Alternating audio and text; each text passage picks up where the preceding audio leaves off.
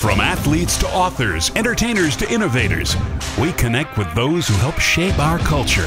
Join us in revealing stories of their lives and backgrounds, their triumphs and tragedies that molded them into who they are today.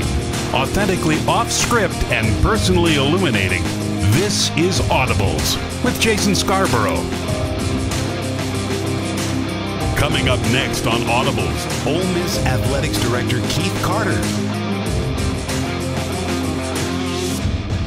So Perryville, Arkansas, that's where it started for you. Last time I looked, population 1,600. That sound about right. What was that like growing up there? Yeah, give or take. Yeah. Graduated with 52 people in my senior class, and it's one of those places like I wouldn't change the way that I grew up in Perryville for anything in the world. The people are just fantastic, and it's one of those you drive down the road and you wave to every car you pass because you know everyone. And we hunted, we fished, we played sports, and sat on a tailgate on a Friday night in the parking lot of the gas station, and just a small little town, but you learn a lot in a small town. You learn values, you learn how to work hard, and I think those are things that I still, use today, and values that kind of turn me into the person that I am. But my parents are still there, my sister and her family are there, and so we get back over 3 or 4 times a year to spend time, and just a great place that really hasn't changed. We have a Sonic now, which is different.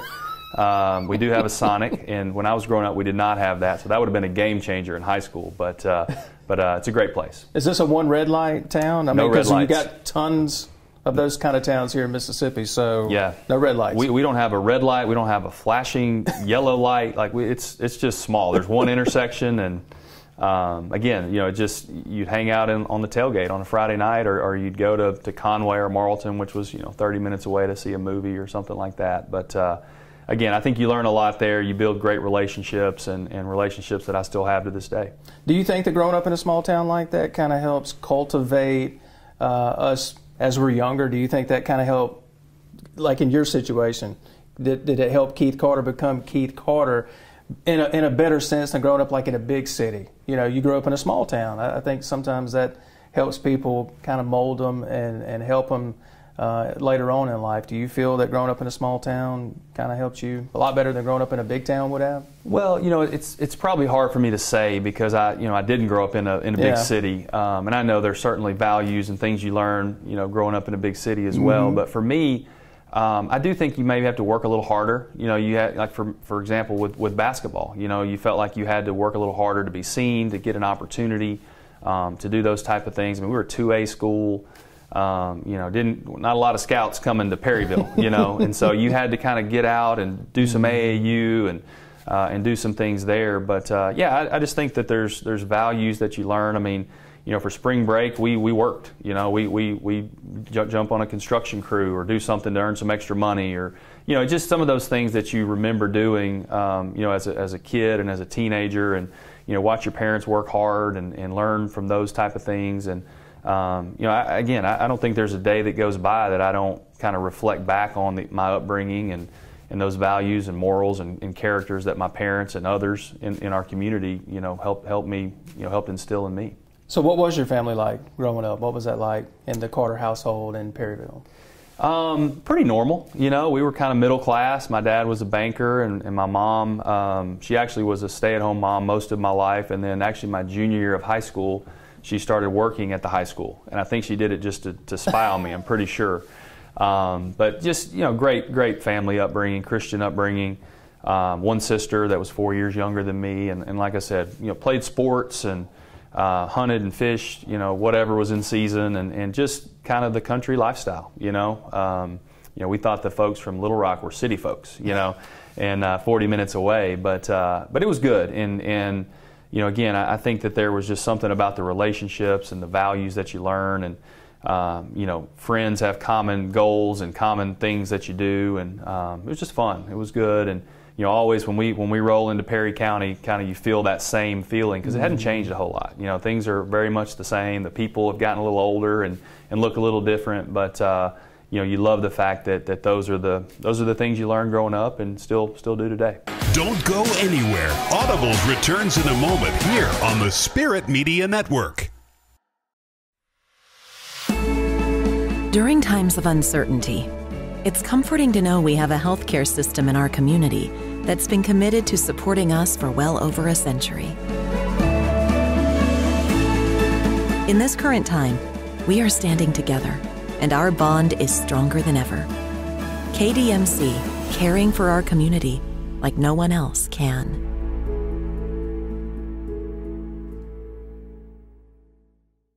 Hey sports fans, before traveling to your game day destination this football season, be sure to download the M.Traffic app to help you reach the game safely. With just the touch of a finger, you can see road conditions as well as receive traffic alerts along your route. You can even stay up to date with alerts based on your specific route to the game. The M.Traffic app is available free for both Apple and Android devices. For more information, follow @Mississippi DOT on Facebook and Twitter. At Forest General Hospital, we have the playbook for helping patients every day, every season. Our team is here to ensure patients receive safe and reliable medical care. Our mission and game plan is to do what is best for our patients. Our lineup of skilled healthcare professionals, together with advanced technology and treatment options, set Forest General apart. We are here to help you make winning decisions when it comes to your health. For more information about our services, visit forestgeneral.com. Serving clients in Mississippi and the Deep South, Warren Brothers Media provides endless solutions for you. From wedding videography, social media advertising and promotion, photography, video production, and much more, Zach and Zane Warren walk with you every step of the way to meet your individual need. Contact Warren Brothers Media to get started on your project today by logging on to warrenbrothersmedia.com. Warren Brothers Media. Brothers serving others. Family owned and operated since 1986, Lakeside Molding has become the trusted source of architectural products throughout the South. They offer fine interior architectural moldings, custom millwork, and cabinet doors designed and handcrafted in Flowwood. Their showroom on Lakeland Drive is stocked with today's most sought-after interior details, including corbels, post, fireplace mantles, bath vanities, mirrors, and much more. Tim Shoemaker and his staff work closely to meet client needs for new construction, restoration, and remodeling projects. Lakeside Molding, where details make the difference.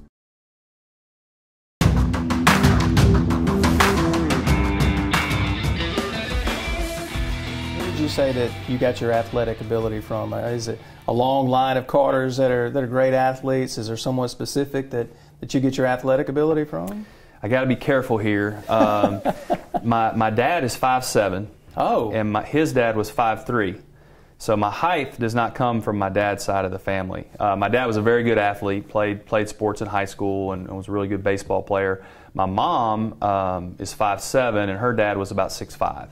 So I think that's where my height came from. My sister's about 5'9". She was a good basketball player as well. So I guess kind of both. I got the height from the mom's side, maybe athleticism, some from my dad's side.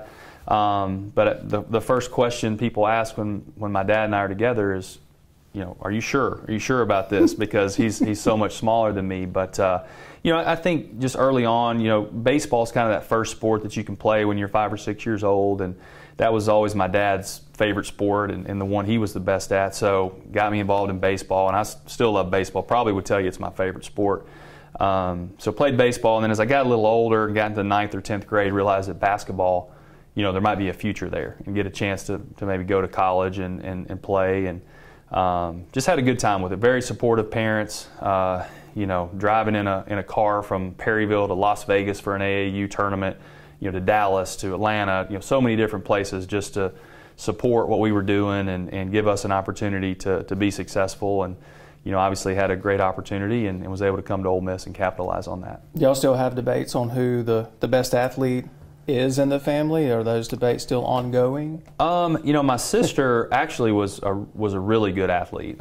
She had a knee injury her 10th grade year of high school that kind of derailed her a little bit, and she wasn't quite the same after that. But she was probably going to be a Division I athlete. She was going to have an opportunity to do that. So probably with my career and the things I've been able to accomplish, it probably topped her a little bit, but we'll never know because she never really got that opportunity because of an injury. But we battled. She was 4 years younger than me, and she probably got good at basketball because I just beat on her. And you don't give your little sister any mercy. No. You just keep going, and she'll tell you that to this day. But sports was just a huge part of our upbringing, and My parents, neither one went to college, so they didn't really have an affiliation with a university, but if you grow up in Arkansas, you're a Razorback fan. That's just how it is. And so we followed the Razorbacks in football and baseball and basketball, and but sports was a big part of it. And again, in a little town like Perryville, that's kind of what you do. And you know, people all come to the gym on Friday night, and you know, you could probably rob any store in town while the game's going on because everybody's at the game. So it was a lot of fun, and you know, just looking back, thank my parents and the other people, coaches and different people that allowed me to play sports and built into me. Was there a moment that it clicked that, okay, this basketball thing, this has a chance to take me some places? Was there a moment that it clicked for you that you had such a gift with basketball? You know, I think growing up, as I was growing up in 9th, 10th grade, you know, I was a good player on our team, but when I got an opportunity to go play AAU basketball for the Arkansas Wings in Little Rock, I remember walking into the gym for the first time and just seeing how talented the gym was. There were so many great players there. And it took me a practice or two to kind of figure it out, to kind of figure out my place. But I think about that third or fourth practice when I kind of settled in and figured out, hey, I can play with these guys, and they were being recruited at a high level and those type of things. You know, I realized that, hey, that might be onto something here, you know. And so, but for me, you know, again, growing up in a small town, kind of right in between Conway, Arkansas, and Russellville, Arkansas, where the University of Central Arkansas is and Arkansas Tech is, that's where a lot of our high school friends and they would go to those two schools. So my thought was maybe I'll get a chance to play at UCA or Tech, and that'd be awesome, you know. And so I kind of spent a couple of years with that as my goal. And then again, grew a little bit after my 10th grade year. I grew about 4 inches, got up to about 6'2" or 6'3". And so, you know, then some more recruiters started coming in and taking a look. And you know, Ole Miss, the opportunity here just kind of really, I was about a third or fourth choice. Which thankfully for me it worked out, and you know, the good Lord usually has a plan, but you know, it's worked out well. But probably that 9th or 10th grade time when I realized, you know what, I've got a chance to maybe play at the next level. Perryville High School, what's the mascot there? The Mustangs. The Mustangs. So what were the high school years like for Keith Carter being a Mustang? They were awesome. I mean, you know, some people have great high school experiences, some don't, but mine was just really, really good. You know, what's interesting is the 5 starters on my high school team, we knew each other from the time we were in the 3rd or 4th grade. And so, you know, just having that relationship, we played basketball together, played baseball together, played football a little bit. I was a little too skinny to play football.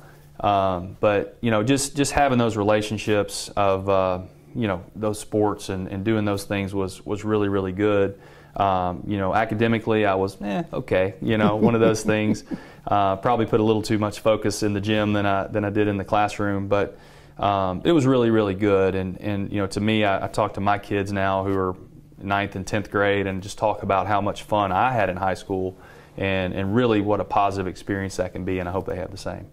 Don't go anywhere. Audibles returns in a moment here on the Spirit Media Network. How local is Bank Plus? We're here, and here. And we're with you here, and here. Wherever, whenever you need us. We make our banking decisions right here because local means more than a location. It means a commitment to deliver more for our customers and our communities. Your bank, your plus, Bank Plus. Hello, I'm Gary Jolly from the Tractor Store in Richland. Now's the best time of the year to save more with Mahindra, and it all starts with zero. Pay zero down and 0% interest up to 60 months. That's more for less on many of Mahindra's best-selling models, with tractors that deliver more lift, capacity, fuel efficiency, and built-in weight. So get zero down, 0% interest for up to 60 months on Mahindra, the world's #1 selling tractor, Mahindra, available at the Tractor Store in Richland. From tablets to drones, even tractors with their own computers. As a farm family of Mississippi, we use the latest technology to get the most out of our land, growing acres of rice, soybeans, and corn. These digital tools help us map out where to plant and harvest. They manage our farmland from a bird's eye view and even tell us the right amount of water to use. It's a smarter way to farm, providing for our family and yours, the farm families of Mississippi. I can totally see us cooking in this kitchen. I can totally see us cooking like pros with natural gas. Oh, I would love to soak in that tub. I'd love to save energy and money with a natural gas water heater. I can imagine cuddling up in here. Because natural gas heating keeps the house comfortable when we need it. We have to get this house. We have to get natural gas. We're investing in infrastructure to help bring comfort and savings to you. Visit centerpointenergy.com/natural gas benefits. CenterPoint Energy, always there. We hope you're enjoying Audibles with Jason Scarborough. Watch every full, unedited episode via our digital platforms. Download our free Roku TV channel simply by searching for Audibles on your Roku device. Look us up on our YouTube channel too under Spirit Media Network and hit subscribe. And enjoy episodes of Audibles along with our other original content. Bookmark our website at spiritmedianet.com and stay up to date on what's happening on the Spirit Media Network, where we're changing the game. The COVID vaccines are here. Know the facts. Get the shot. End the pandemic. The vaccines are proven safe and effective. The vaccine does not contain COVID. Nor will it give you COVID. Side effects are relatively minor. Arm pain, fatigue, and low-grade fever. COVID-19 vaccine protects you and those you love. As healthcare workers, we're setting the example for our patients and our community. This is your shot. Schedule your COVID-19 vaccine today.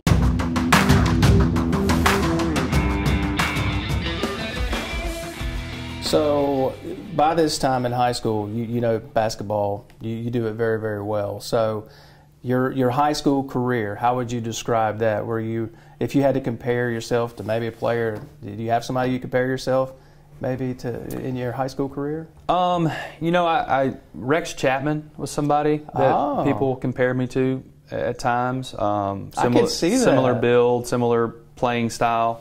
You know, as I look back at my high school career, and you know, our teams were, my 10th grade year we weren't very good, and then we got a new coach that came in my 11th and 12th grade year, and he actually had two sons, so they came in and were good players that helped us out a lot. But both years we had a chance to win the state championship, and we didn't get them. We didn't get them either year. And so my senior year, we were the #1 team in the state in our division and got upset in the semifinals. So I often reminisce and think back, and my high school teammates and I kind of lament the fact that we didn't get that championship. But and really, as I think back, there's a few moments in my athletic career that I could go back and do again, I would. And that senior year was probably one of those that if I could go back and change something, it would be to go back and try to win that state championship. Because, you know, our goal, we always wanted, you know, you go through these small towns and it says, you know, 1998 state champs. We wanted one of those signs, you know, and we didn't get it. And so what's interesting is the team that got it my senior year, we beat that team 5 times that year. They were in our conference, and we were 5-0 against them. We beat them in the district final, the regional final, and in the state tournament, we were on the opposite sides of the bracket. We get upset in the semis, and then they beat the team that beat us to win the state championship. So now every time we go by their hometown, they have the sign that says 1995 state champions, Atkins Red Devils. So anyway, all that to say, thanks for bringing up that memory that I'll be thinking about all day now. But there's just something special, and here's what's interesting. There's something special about high school sports. Mm-hmm. And now that my children are getting back into high school, it's kind of coming full circle. And you go and watch a basketball game or a baseball game, and you smell the popcorn, and you just see the hometown, you know, feeling that's there. It's just really special. And thinking back about our little town and how much fun we had during those couple of years, you know, I wish we could have given that state championship to the town of Perryville. Do you think it's the competitor in you that, because we hear about these coaches, these high-profile coaches, and they always have this line that they say they think more about the ones that got away than they actually do. They think more about the valleys than the mountaintops. Do you kind of subscribe to that same theory? 100%. Really? Yeah, because we won a lot of games and, you know, had a lot of great victories, but it's the ones that get away that just, you know, wakes you up at night, or, you know, random thought during the middle of the day. You're like, man, if we'd, you know, hit that shot, we'd have won that game or whatever. And, you know, again, you just think about the pride of a small town. You know, there hasn't been a ton of basketball success in our town over the years, really in the history of our town. And we had a chance there for a couple of years to do something really special. And we did. I mean, people loved it. We had a great time. We built relationships and won a lot of games, won some championships. But to bring a state championship to our town would have just been a thing of pride, and so, having that and not being able to capitalize on it, I think about it all the time. I'm 43 years old now. But it's one of those that we did the best we could, came up a little bit short, but wish we could go back and do it again. Now I have to send a sympathy card to you for bringing it up. Sorry about that. Yeah, exactly. We'll talk about better days. How about that? So obviously we know the story now. You come at Ole Miss, great career, but when was Ole Miss on the radar? Like, when did you kind of have an idea, okay, this has a possibility of this working out? Well, I had a really good friend of mine named Jason Smith, who was from Palestine, Wheatley, Arkansas. And we played on the same AAU team, and he was committed to Ole Miss. And so I knew a little bit about Ole Miss. I'd seen their coaches in the gym. Didn't really know much about Ole Miss as a university, just knew that they were a Division I team in the SEC. I had a friend going there, and they were recruiting another player on our AAU team, a guy named Adrian Peterson, who was actually the player of the year in the state of Arkansas our senior year, really good player. And it came down to Ole Miss and Oklahoma State. Well, the Tuesday night before signing day, Adrian committed to Oklahoma State, said he was going to go there. So about 10 o'clock that night, I get a call from the coaches at Ole Miss, and they say, hey, we want to start recruiting you. Really kind of the first call I'd ever had with them. And they said, well, we don't want to sign you in the early signing period. We want to watch you play some more, and then we'd ask you to wait. So I was actually going to sign with Arkansas State the next morning. That's where I decided I wanted to go. I had some kind of mid-major offers, Western Kentucky, Southwest Missouri State, and some others, but like Coach Catalina there at Arkansas State, and was had family in the Boot Hill of Missouri. I was going to be kind of right in between my home and my mom's folks up in Missouri. And so I was ready to sign with Arkansas State the next day. Well, Ole Miss calls, and I'm like, well, I need to wait, because to have an opportunity to play in the SEC potentially, it's worth the wait, and kind of bet on myself a little bit. And so we went on a couple weeks, and they came and watched me play a few weeks later, and had a really good game that night. And on the way home, Coach Evans called me on the phone and said, hey, we want to offer you a scholarship. So I said, all right, let me talk to my parents. So I hang up the phone, said, they offered me a scholarship. And they're like, well, what are you waiting on? And I said, so I picked up the phone like 5 minutes later and said, I'm in. So I committed to Ole Miss that night and remained true to them all my senior year. Had to wait until April to sign. But felt something really special with Coach Evans. Coach Evans was a guy that, you could tell being around him just for the first few times. He was a man of character. He was somebody that I wanted to play for. We kind of had the same goals and missions as him as a coach, me as a player. And so just bought into that. And like I said, didn't know much about Oxford or Ole Miss, but knew Coach Evans was there. And the other sidebar is that Arkansas was not recruiting me. And if I had an opportunity to play against them, that was a good thing too. So it worked out, and had a good senior year, and signed in April, and the rest is history. Have you ever reflected back on that moment about how you were this close to signing with Arkansas State? And obviously we know the rest of the story with you at Ole Miss. Have you ever thought back to that moment and been like, my gosh, can you imagine if I had not just waited and been patient? I mean, that was obviously the hand of God being involved in that situation to steer you in that direction, to give you the patience to wait. Have you ever reflected on that moment? Yeah, I think about that a lot, because I think I would have enjoyed Jonesboro. I think I would have enjoyed playing for Coach Catalina. But yeah, it would have been a lot different. It would have been a lot different. And who knows, maybe you still get the opportunity to go play overseas and do a lot of cool things. But now, in the chair that I sit in, I see that, there was kind of a divine plan for this, And so having been in Oxford now 25 years, can't really think about any other way that it would have happened. This place has been so good to me and my family. And but yeah, I mean, it could have been really interesting. I mean, if that call comes the next day, maybe after I'd signed, or if I was signing late, it may have been totally different. But again, I think that betting on myself a little bit. I think that I felt like at that point, I really loved the way that my parents raised my sister and myself to hopefully always be humble and have humility in things. And my thought process the whole time was, man, if I can go play at Arkansas State, that would be amazing. And it probably would have been. But at the same time, I'd gotten to a point through AAU and playing with some high-level competition that I felt like I could play at a higher level. But I just wasn't getting those looks. I wasn't getting the looks from the Power 5 schools or the SEC schools. and then to get an opportunity just on almost a handshake, like, hey, if you'll wait, we want to watch you.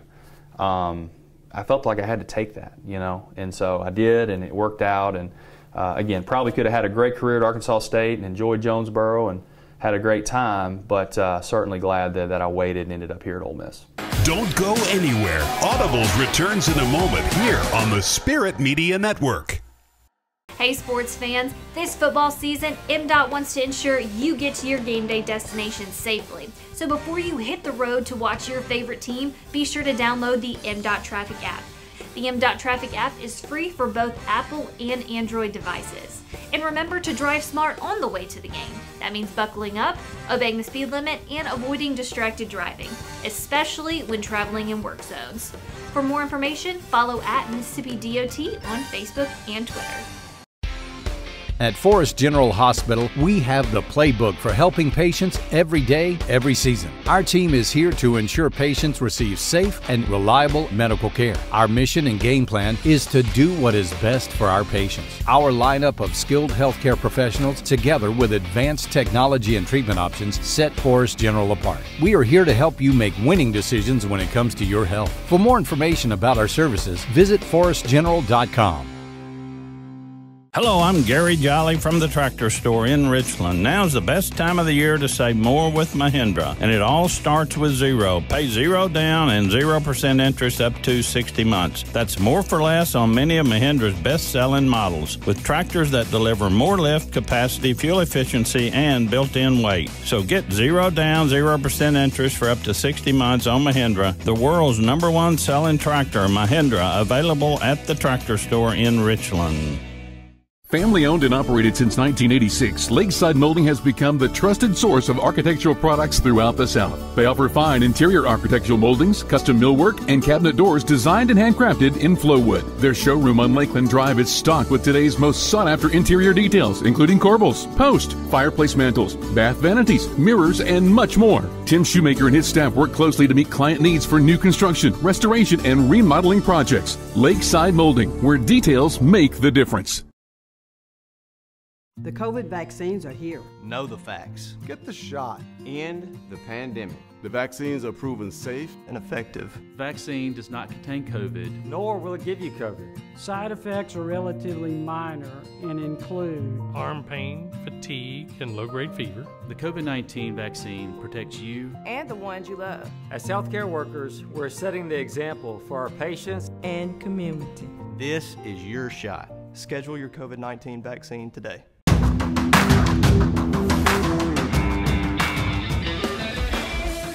Do you have a favorite Rob Evans story you could share with us? My favorite story that he kind of tells is that we were playing at Kentucky my junior year in 1998, and we're down at halftime, like 11 or 12 points, and they come in. The coaches kind of give us one of those pretty fiery halftime speeches, that got us going a little bit. And so we come out, we play a great second half, and we're up. And I hit a shot at the end to kind of seal it. Got fouled on a three, hit the free throw, and that kind of put us up by 7 or so with a minute left or something like that. And there was a dead ball, and I think one of my teammates was going to the line, and you look up, and all the crowd's leaving with about 50 seconds left. And I walked over to Coach, and I said, "Coach, where are they going?" He said, "Keith, this one's over." And he tells that story, and that he had a swagger about him that was almost like a humble swagger. And that's what I love. You got to be confident. You got to believe in yourself. But you also have to be respectful and have humility. And I think Coach Evans was the best at that. But it was just funny that day. And I just remember, being in Rupp Arena, 24,000 people filing out. That didn't happen very often there, Mm-hmm. And so that was just a great day. And he tells that story a lot about, me asking, "Where are they going, Coach?" And he said, "This one's over, Keith." This was over. It's funny, I remember that shot. I remember so many great games and these teams that you had a chance to play on with Coach Evans, eventually Coach Barnes. You mentioned Jason Smith, Jozon Darby was part of some of those teams. You guys had so much success, first 20-win seasons in school history. You had back-to-back SEC West titles. So for you personally, when you reflect back on the Arkansas State and Ole Miss going back and forth. When you reflect back at the success that you had here as a player on those teams, personally, how satisfying is that for you to look back at that, what you accomplished? Yeah, it's pretty awesome, honestly. You think about when Coach Evans got here, I think 92 or 93, first African-American basketball coach here at Ole Miss. And to kind of blaze that trail and to be that pioneer, it's pretty awesome to think about that just by itself. But to see what he did and came in and really just kind of changed the tone and just the mindset of what the basketball program wanted to be. I think he came in and said, hey, why not us? Like, we can win here. We can win here at Ole Miss. And what I really like about the way he did it is, he did it the right way. Was never going to bend a rule, was never going to do anything that would even get close to bending a rule. And he brought in a group of players that, if you look back, really throughout my career, the people that I played with, none of us were super highly recruited. Ansu Cisse, even, who ended up being the SEC Player of the Year, was not a guy that had, an offer sheet of Power 5 schools that would wow you. But he brought in a group that you could tell was calculated. It was like putting a puzzle together. He said, I need this person, I need this person, I need this person. And when we bring them in together, we're going to break them down and we're going to build them back up. And that first year, we took a lot of lumps. My freshman year, we started off 0-5 in the league, and we had a come to Jesus meeting with the team, and people had to leave, and we kind of got it together after that. And we ended up beating a ranked Auburn team with like 5 scholarship players because we had guys suspended, and that really turned it around. But then you get into my sophomore year, my junior year, the years you referenced, those were special teams. They were really special teams. And we were talented, but what I love about those teams is that's how much we loved each other. And you watch us play, you watch some of those old tapes, like Jason Smith knew what I was going to do before I knew what I was going to do. Ansu Cisse, probably the best teammate I ever played with to be that type of caliber player. The chemistry was great. There was no egos. There was nobody trying to do it for themselves. And I think that's because of the puzzle that Coach Evans put together. He knew he had a vision for what he wanted in a team, and it was a team. We were going to play as a team. We were going to do it the right way, and we weren't going to worry about individual accolades. And it was just a lot of fun. And then when you look back now, kind of historically at that run and what it did for our program, and I honestly believe that what happened then, and Coach Barnes obviously took a team to the Sweet 16 in 2001. Coach Kennedy had some fantastic years, won a ton of games. You get the Pavilion, a building that's second to none in our country. We kind of started all that, and that's what my teammates and I talk about a lot. Is we kind of kicked off a lot of success in Ole Miss basketball, and now I believe with some of the things that we have, and Coach Davis, who's going to do a tremendous job for us. I mean, I think that the future is so bright, and to know that you had a part of that at the beginning is pretty cool. You got to play the Goodwill games in '98. Team USA, gold medal, the whole nine. What was that experience like? Yeah, that was really fun.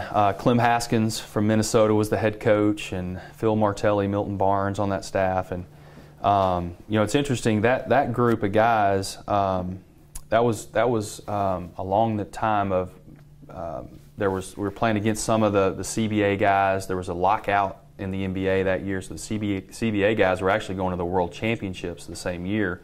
So we did some scrimmaging against them, but just some great players on that team. Wally Zerbiak, Elton Brand, Andre Miller. What's interesting is I'm the only guy on that team that didn't make it to the NBA.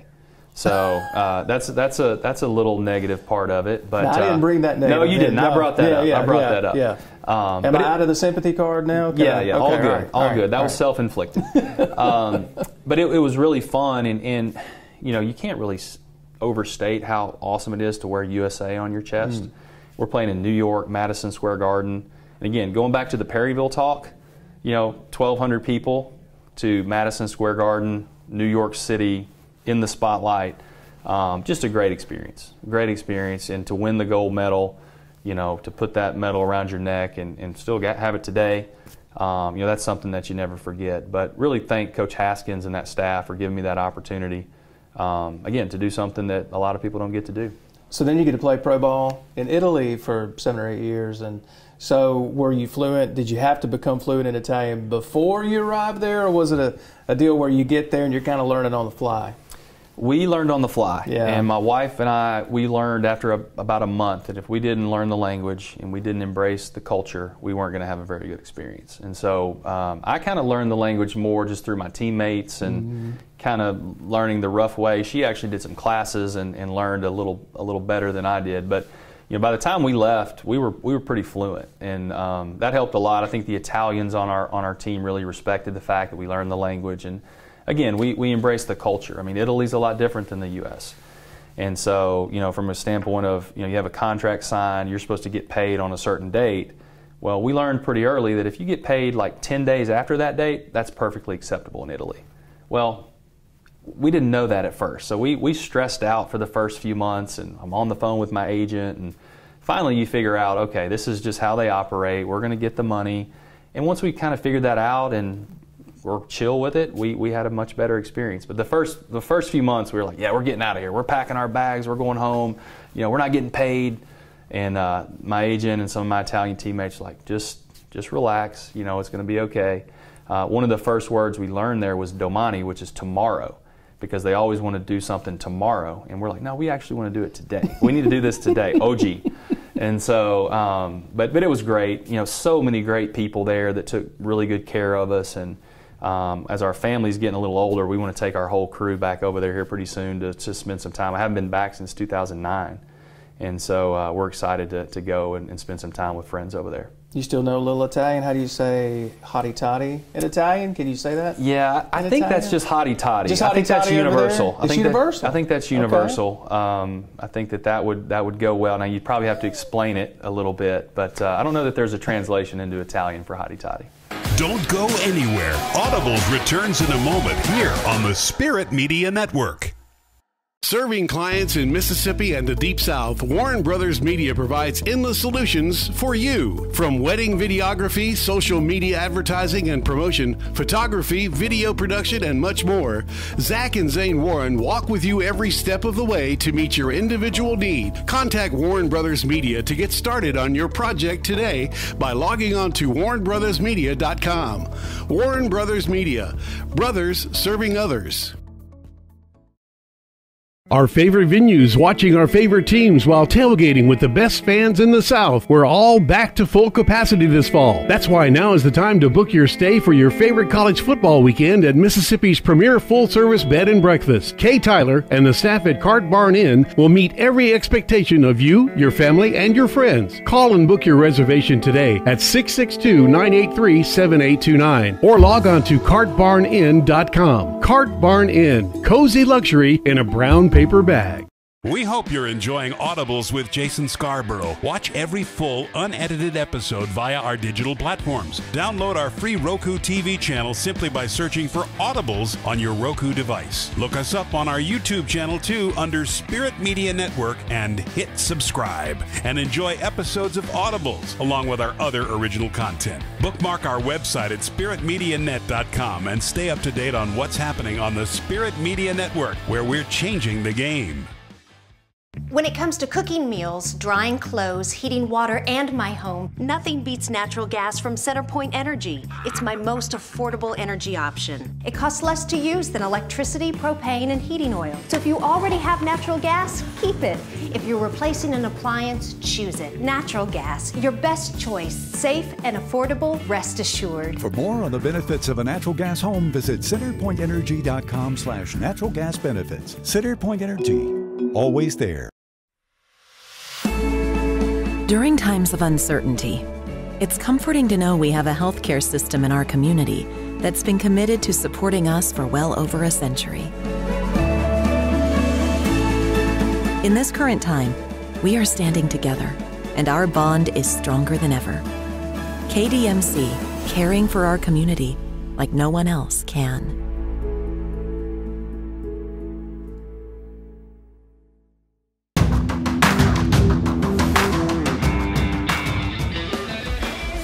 So when you came back to work at Ole Miss, you come back here, and we were talking before the interview just how fast things have moved from for you since you arrived at Ole Miss. What did you learn in those early years working with the foundation and working with some of the places you've worked here as a fundraiser? And then you moved up the ladder, obviously. What did you learn in those early years that kind of prepped you for the seat that you hold now? Yeah, that's a great question. And what's a little known fact is my first job back here was working in the business school. I worked for about 10 months in the business, raising money for the business school. And I learned a ton about fundraising there. I learned it's really hard to raise money on the academic side of things. But I think I kind of fine-tuned my craft as a fundraiser. You have to really build relationships. You have to, work really hard to do that. And then I was able to move over to athletics as a major gift fundraiser in 2009. And I realized right away that in athletics you have carrots. Like you can offer things, you can do this and take people to the sideline, and there's just so many different things. So fundraising on the athletic side to me is much easier than some of our DOs over on the academic side. They're working extremely hard and the work they're doing is awesome, but it's hard work. But had the opportunity to get over to athletics, and Danny White, who's now the AD at the University of Central Florida, he was overseeing the foundation, brought me over, hired a guy named Alan Green as a major gift officer who's now the AD at Auburn. And so we had a really good team, and we did some really good work. We launched the Four Together campaign and have raised a lot of money, built the pavilion, built the north end zone, done so many things through that. But I think what I learned more than anything is just that no matter what you're doing, certainly in development and fundraising, you have to build relationships, but they have to be sincere. Like you got to build genuine relationships. And I think ultimately doing that for almost 10 years, set me up for the position that I'm in now, because I met so many people, whether it's our constituents from a donor standpoint, from a fan standpoint, across campus, working with senior leadership, doing different things, whether it's local leaders here in Oxford, local leaders down in Jackson. Just had an opportunity to kind of spread all over and meet so many great people that, again, kind of set me up and put me in a position that when Ross left to go to A&M, I was kind of that natural person to come into the interim role, and then I guess did a decent enough job there to lock it down for the full-time position. So 2016, you win the National Fundraiser of the Year award. Things are continuing to progress. 2018, Deputy Athletic Director. At what point did you start to think, or did you start thinking about the office that you now occupy, Athletic Director? Was there ever a time that entered your mind, like, hey, this is something I'm working towards?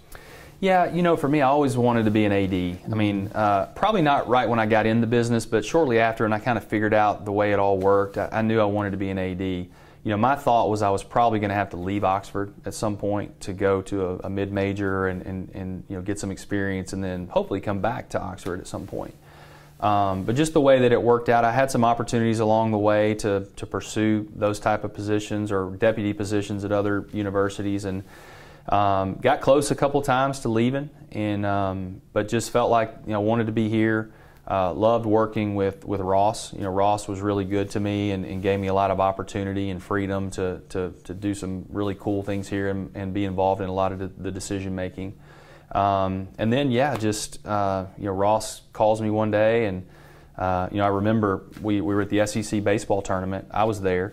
He was actually here doing some donor stuff, and I come back to Oxford and I call him. It's on a Thursday night. We had beaten Texas A&M that day, I believe. And I'm coming back because we've got to go to the SEC meetings right after down in Destin. So I'm coming back to kind of repack and pick the family up, and we're going back to Hoover.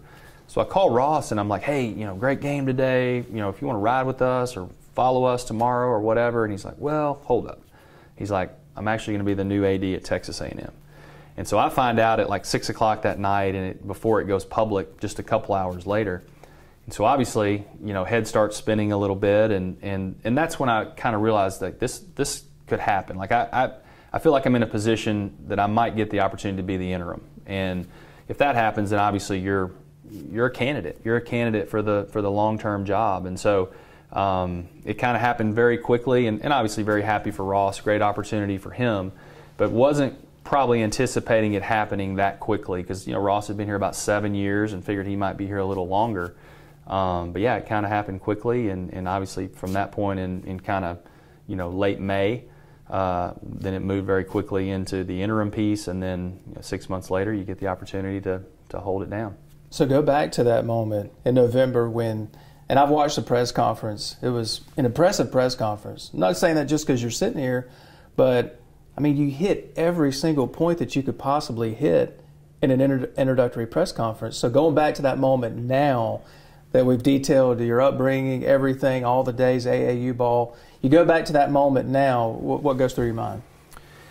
Well, it's just one of those things where it's a little bit unbelievable. You know, somebody asked me, I think in that press conference, like, did you ever think you could be here today? I'm like, no. No, I mean, when you were a student athlete, did you ever think you'd be here? No, not at all.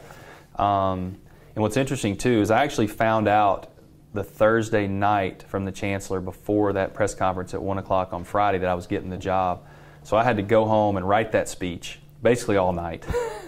So put that together, and Kyle Campbell, our communications lead here, helped me with that certainly. But I just felt like it was important to hit on some points that, one, just how appreciative I was of the opportunity, but two, that we had a great opportunity moving forward. We had some really good things going, and that we were excited about where we could take Ole Miss Athletics.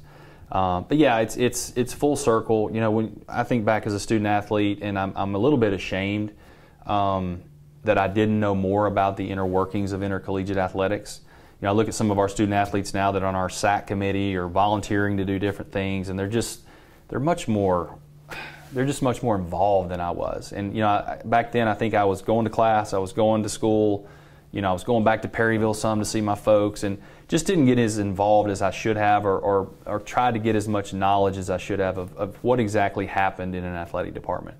I knew we got on the airplane, I knew that we had a team meal, I knew we had uniforms, knew I had a scholarship, but I had no idea how all that happened. The people behind the scenes working to make that happen every day, from a development standpoint or just facilities standpoint. And now looking back at it, I wish I had known more of that and appreciated those people more. But to come full circle now and be a part of the leadership group that leads almost 400 student athletes, 260 staff members, to really keenly understand now how it works. It's almost unbelievable in some ways that I would come from a small town in Arkansas, never even heard of Ole Miss really, to at the last minute being a second or third choice to get here, and then full circle to come back to be a leadership, in a leadership role here. It's pretty amazing, and my wife and my kids, we're so thankful for the opportunity to be here and wouldn't want to be anywhere else. Don't go anywhere. Audibles returns in a moment here on the Spirit Media Network. Hey sports fans, before traveling to your game day destination this football season, be sure to download the M.Traffic app to help you reach the game safely. With just the touch of a finger, you can see road conditions as well as receive traffic alerts along your route. You can even stay up to date with alerts based on your specific route to the game. The M.Traffic app is available free for both Apple and Android devices. For more information, follow @Mississippi DOT on Facebook and Twitter. At Forest General Hospital, we have the playbook for helping patients every day, every season. Our team is here to ensure patients receive safe and reliable medical care. Our mission and game plan is to do what is best for our patients. Our lineup of skilled healthcare professionals, together with advanced technology and treatment options, set Forest General apart. We are here to help you make winning decisions when it comes to your health. For more information about our services, visit forestgeneral.com. Hello, I'm Gary Jolly from the Tractor Store in Richland. Now's the best time of the year to save more with Mahindra, and it all starts with zero. Pay zero down and 0% interest up to 60 months. That's more for less on many of Mahindra's best-selling models, with tractors that deliver more lift, capacity, fuel efficiency, and built-in weight. So get zero down, 0% interest for up to 60 months on Mahindra, the world's #1 selling tractor, Mahindra, available at the Tractor Store in Richland. Family owned and operated since 1986, Lakeside Molding has become the trusted source of architectural products throughout the South. They offer fine interior architectural moldings, custom millwork, and cabinet doors designed and handcrafted in Flowwood. Their showroom on Lakeland Drive is stocked with today's most sought-after interior details, including corbels, post, fireplace mantles, bath vanities, mirrors, and much more. Tim Shoemaker and his staff work closely to meet client needs for new construction, restoration, and remodeling projects. Lakeside Molding, where details make the difference. The COVID vaccines are here. Know the facts. Get the shot. End the pandemic. The vaccines are proven Safe and effective. The vaccine does not contain COVID. Nor will it give you COVID. Side effects are relatively minor. Arm pain, fatigue, and low-grade fever. COVID-19 vaccine protects you and those you love. As healthcare workers, we're setting the example for our patients and our community. This is your shot. Schedule your COVID-19 vaccine today.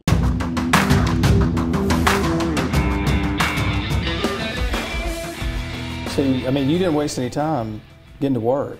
I mean, we were talking about it before the interview, just how busy you've been since interim tag, but even before that was removed, you started making a lot of moves, a lot of important decisions. But arguably one of the decisions that everybody's talking about with football, hopefully on the horizon, is Lane Kiffin. So what's Lane like? What's a common misperception about Lane now that you've got a chance to get to know him, be around him a lot? I mean, did you guys know each other before bringing him to Ole Miss? Well, before we get into that, let me say this first. The hardest thing to do, 7 days onto the job, was to go to a dear friend, Matt Luke, and say that, you've got to make a change. And Matt and I came in the same class in Ole Miss, 1995. I've known him for a long time. Ashley and their family are just such great people, true Ole Miss rebels, to the core. And, to go to him and say, hey, for these reasons, I feel like we've got to make a change, that was hard. That was really hard. And, you think as you come into your dream job, you get a little bit of a honeymoon period. Not so much. But that was hard, but Matt was awesome, and we had a good conversation. But yeah, then you shift to, that's really hard, and I would love to kind of sit here for a minute and just kind of, veg out on that a little bit and think about it, but I can't. I got to go find the next person. So yeah, we looked for a coach, and really what I talked about was that we wanted somebody that was offensive minded, somebody that would bring energy to the program and galvanize our fan base. And so I think there was a few people out there that we were kind of targeting and kind of fit that mold. But I got on the phone with Lane kind of Wednesday-ish, midweek of that search, and spent about an hour on the phone with him, flew down to Boca the next day and spent about 3 hours with him. Did not know him before, to answer your question. Knew his brother Chris, who had been here, and knew a little bit about their family. But yeah, just talked to him for a while, and what I was really impressed with early on is that his vision for what Ole Miss football could be aligned with mine.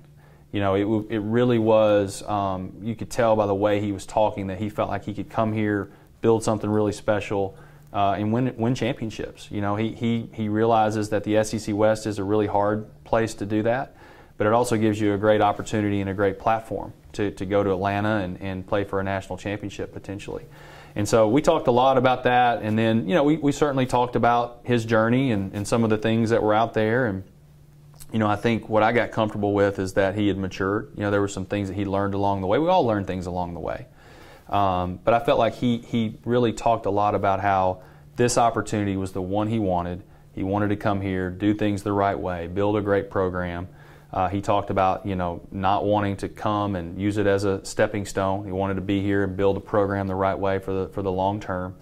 And again, we just got on the same page, and certainly, he checked all those boxes I mentioned earlier. The personal side of it I felt very comfortable with, and it's been good, so far so good. And I think it's been pretty unfortunate with COVID and the way things have worked out that, a new staff, it's hard for them. I mean, there's 3 or 4 new staffs in the SEC. It's hard when you don't get spring practice, you don't get an opportunity to spend time with your players and get to know them, and obviously recruiting, not being able to have unofficial visits onto campus. There's just a lot of things with a new staff that kind of hurts maybe more than an established staff like in Alabama or, Auburn, where they've been there a while. So we're working through some of those things, but as far as just, his impact and the things that he's done, we've been very happy.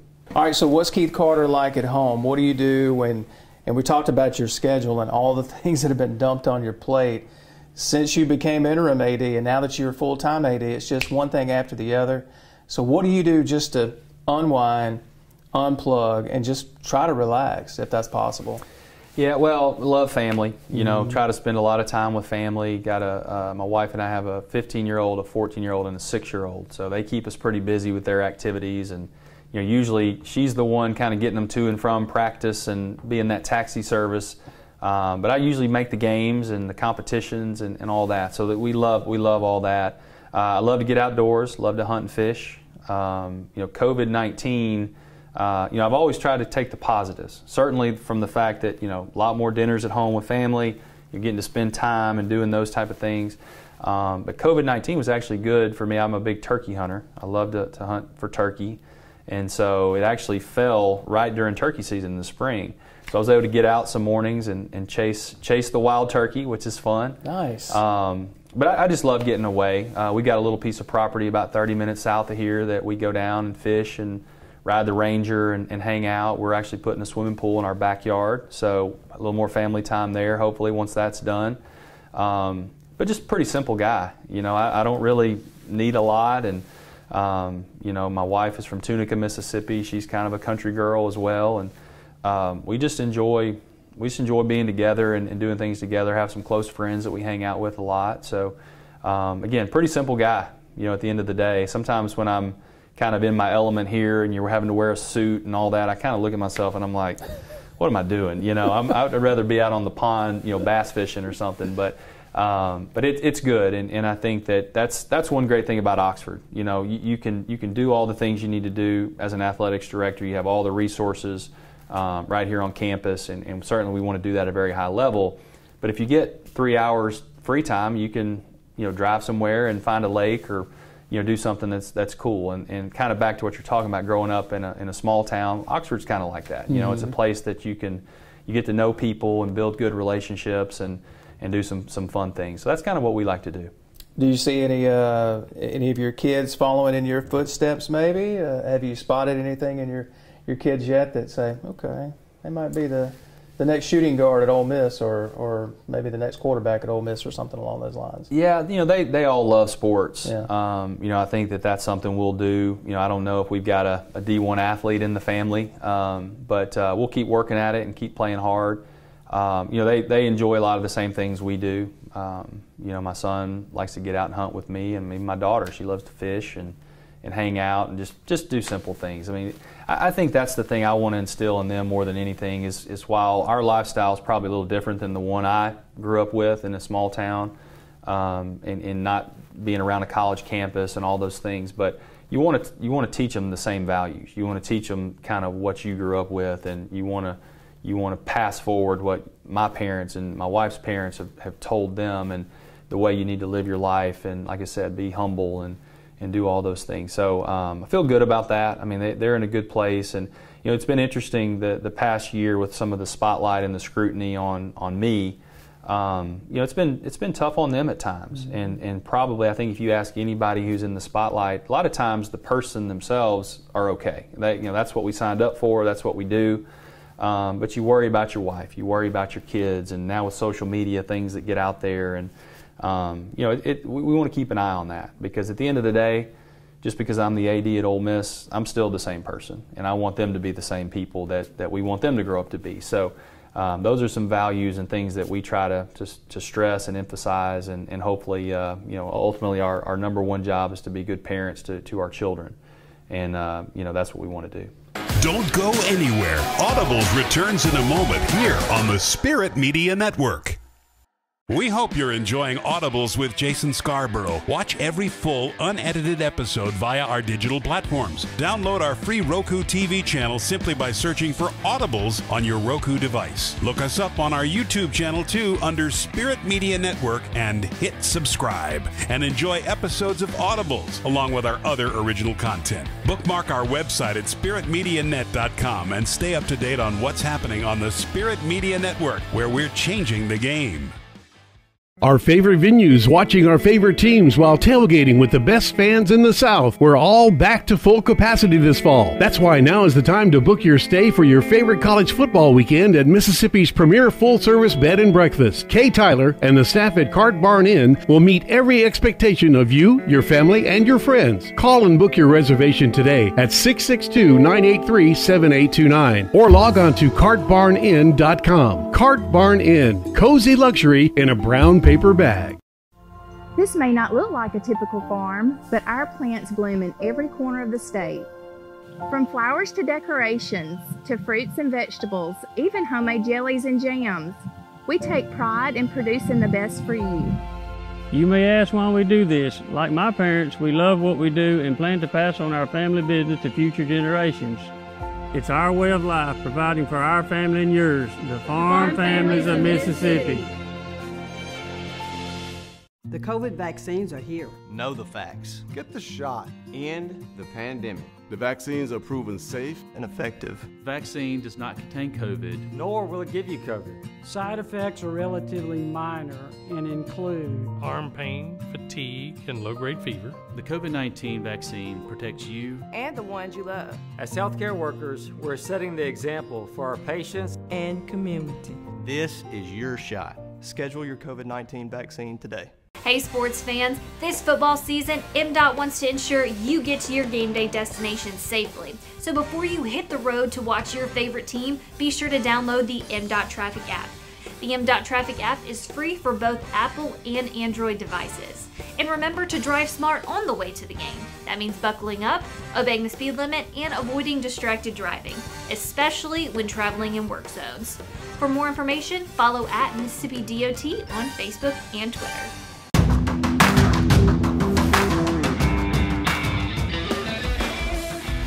I always like asking this question when someone has been kind of public about their faith. Faith is such an important part of your life. It's an important part of our lives, and it's what our whole company is named for.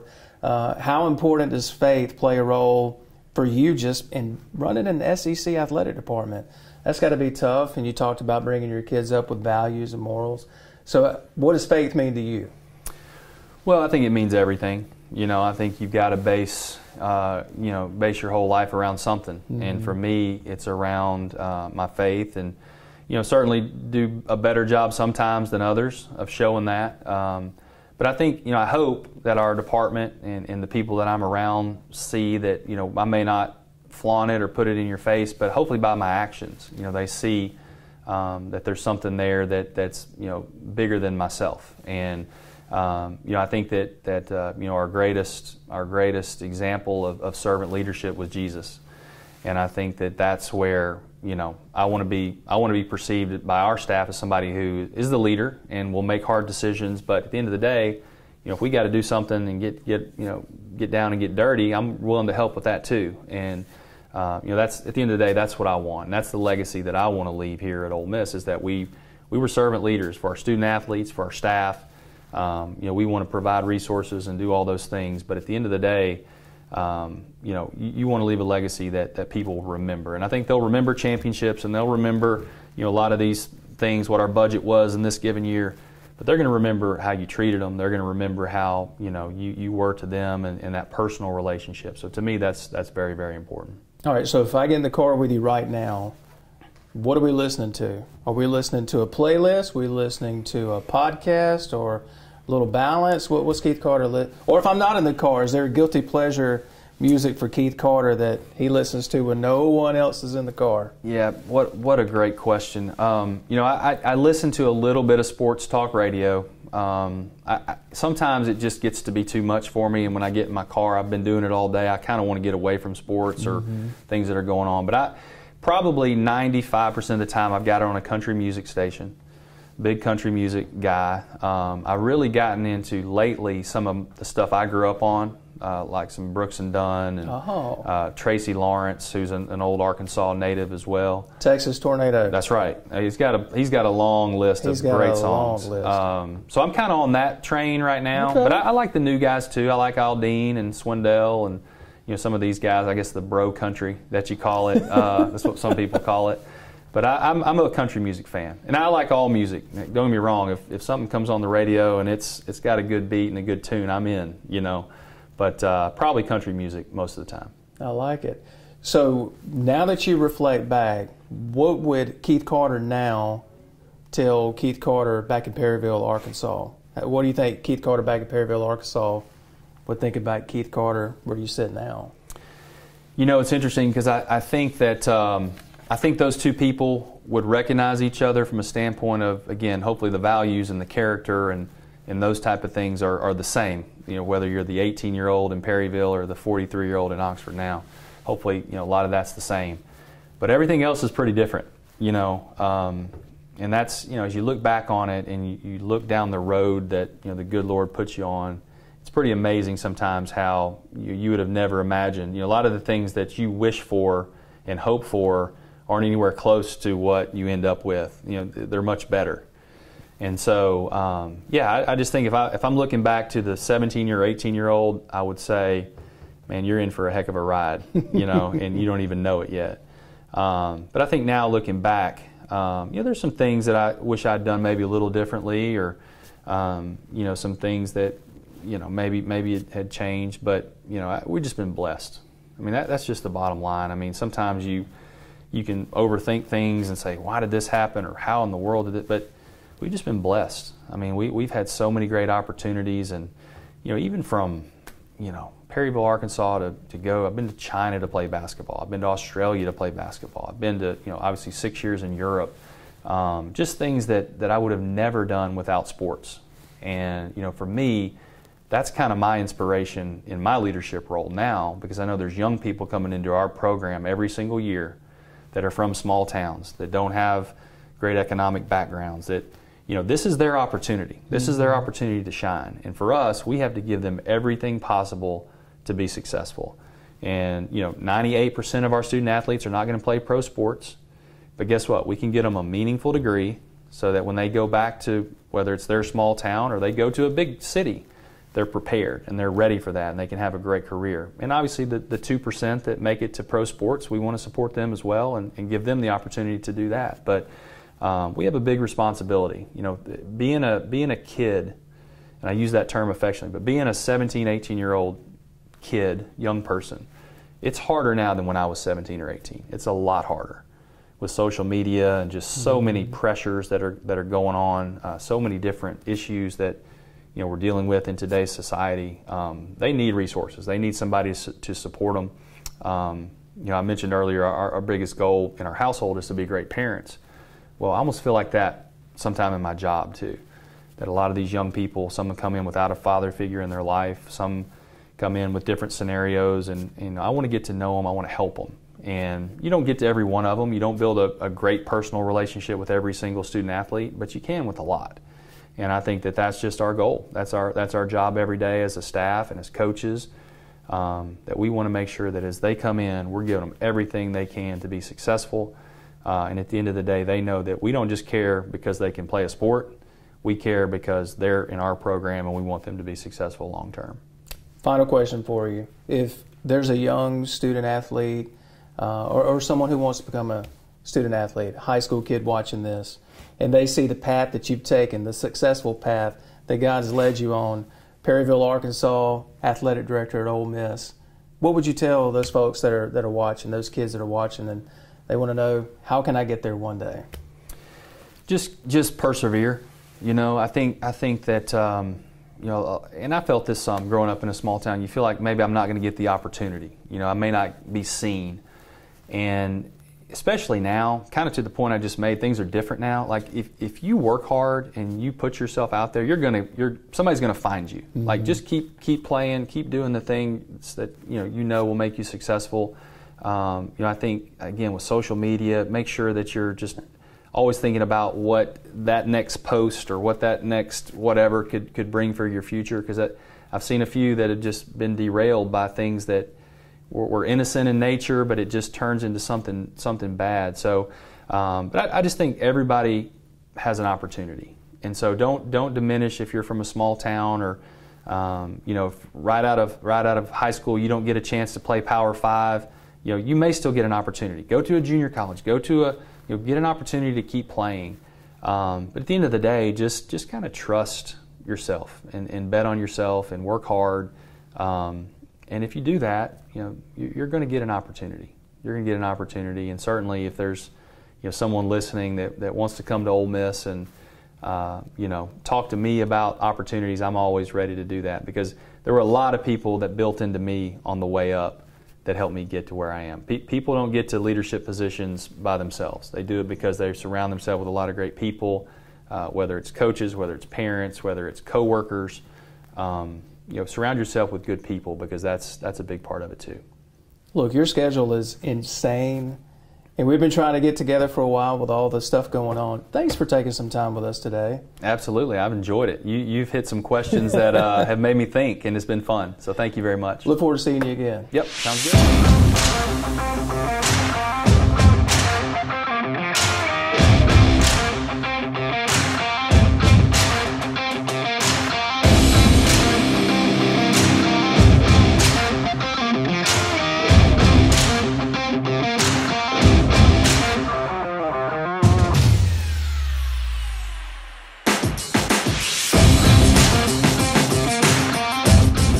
watching.